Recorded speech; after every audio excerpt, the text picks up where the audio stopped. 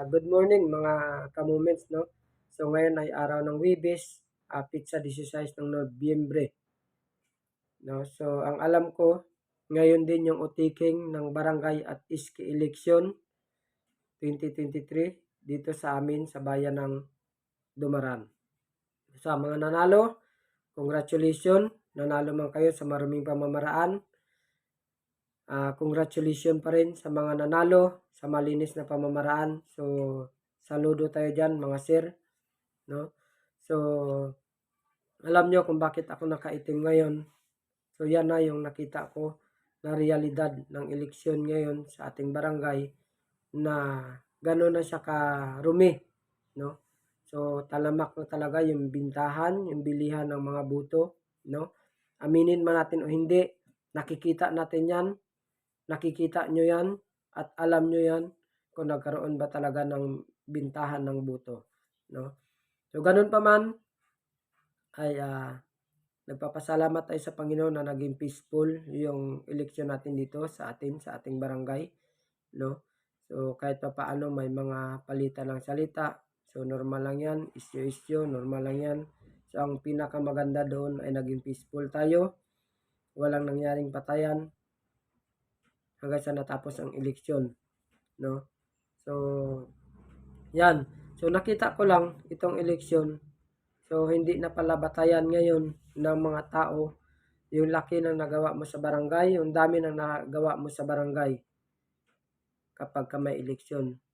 Ang nakita ko, naging batayan ng mga tao ngayon ay yung laki at dami ng binibigay mo na pira sa mga botante.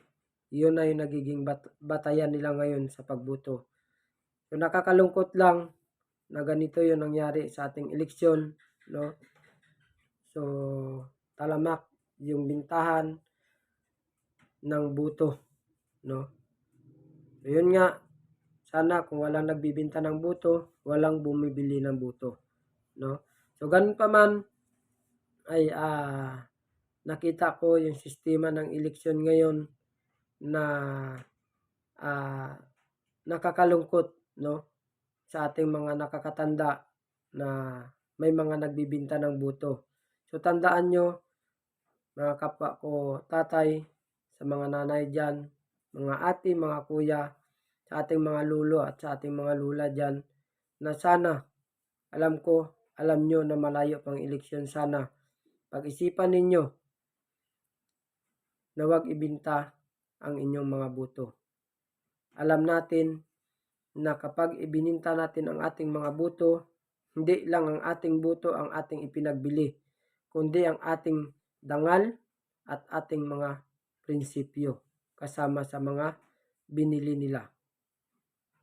At higit sa lahat, hindi lamang ang ating dangal at prinsipyo ang ipinagbili natin, kundi ang dangal at prinsipyo na rin ng ating mga anak at ng ating mga magiging apo, na minulat natin sila sa ganong sitwasyon ng pagbuto, no? So sana bilang nakakatanda, maging mabuting ehemplo tayo ng ating mga anak, ng ating mga magiging apo, na huwag ipagbili ang ating sagradong buto. So, pakiusap ko rin sa mga nanalo. Alam ko mayroon kayong 2 taon ngayon. Sana magampanan ninyo ang inyong mga tungkulin, magampanan ninyo ang inyong mga isinumpa sa harap ng mga tao, kung ano man yung mga inyong mga pinangako na gagawin kapag kayo ay nakaupo.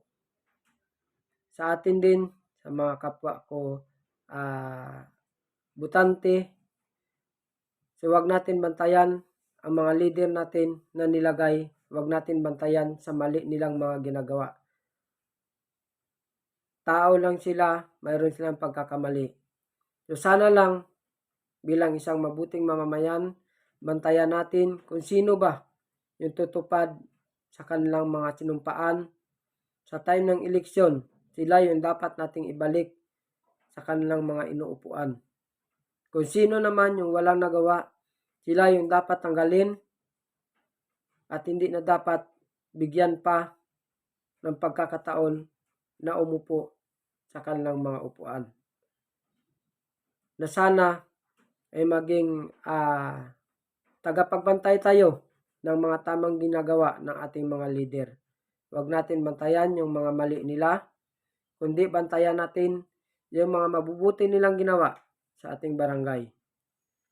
So bilang isang mabuting mamamayan, sana maging batayan natin sa susunod na eleksyon yung mga ginawa nilang mabuti, ginawang mabuti na ating mga leader, yun yung maging batayan natin. Na sana maging patas tayo bilang isang mabuting mamamayan.